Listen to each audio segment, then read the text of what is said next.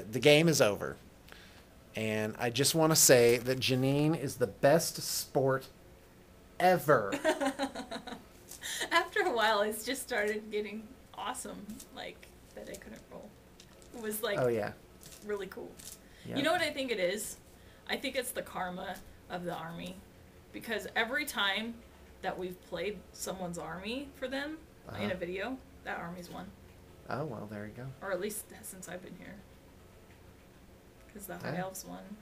The Oh, Dwarves yeah. I played And won. your rolling was These guys- whiff-tastic. It was terrible. Yeah, so there you go. Hold on. Now the shake. Thank you, ma'am. Good Thank game. you. That was Yeah. all right. Dwarves and elves shouldn't play together. So anyway, yeah, the dwarfs and high elves fairly well got tabled. We didn't play out the last turn. So here's my take on the Demons of Tzeentch here. First, I love this army. Warhammer Fantasy, Tzeentch Demon. You don't have to mix in different demons. Yeah, this one works just fine. And here's why. Because the heralds on foot in giant blocks of pink horrors. That's the way to go. And by the way, by giant blocks, I mean 30 to 40 pink horrors. Because they become wizards. And with the herald, they get a 4-up ward save. And that just makes them just so resilient. Like, it's so hard to pick away at them, even if you're hitting them with really high strength things. Because they take no modification to their save. The heralds can take Master of Sorcery, which means they get all spells from any one of the 8 basic lores that they pick. That makes this army able to take all comers, in my opinion. You can just pick a lore that happens to work well against the army that you're fighting against.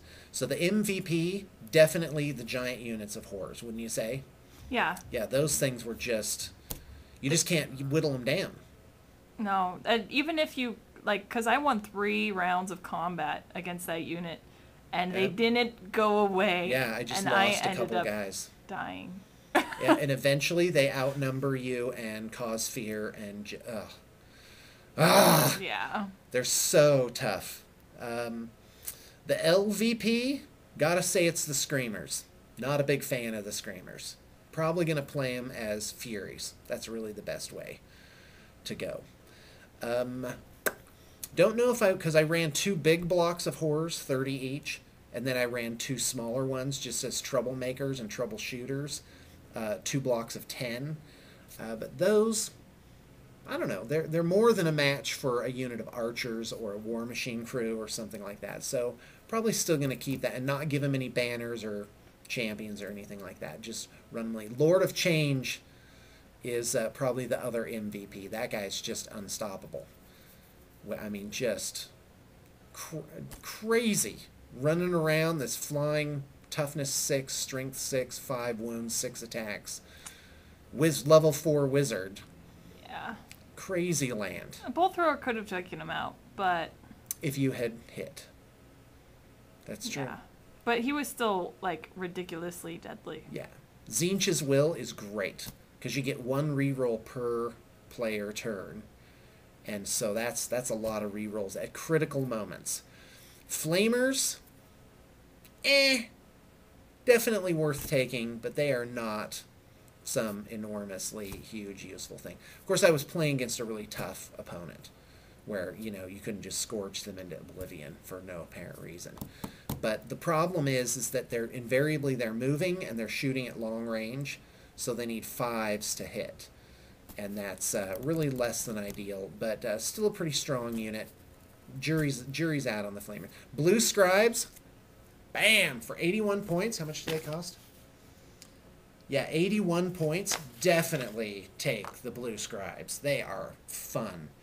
They automatically cast 1 spell at random a turn. And how fun is that? They just... And because they add to the pile of magic that's coming out of your side. So, yeah, definitely love this army. Lots of fun to play. And fun to play you. Yay. Yeah. It was fun. That's really a blast.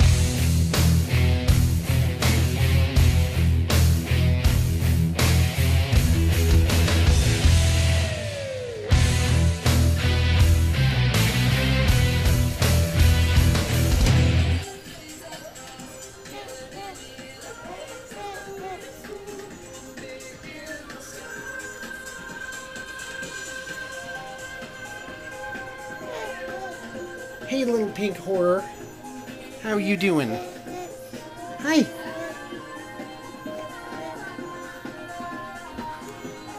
This is my nurgling.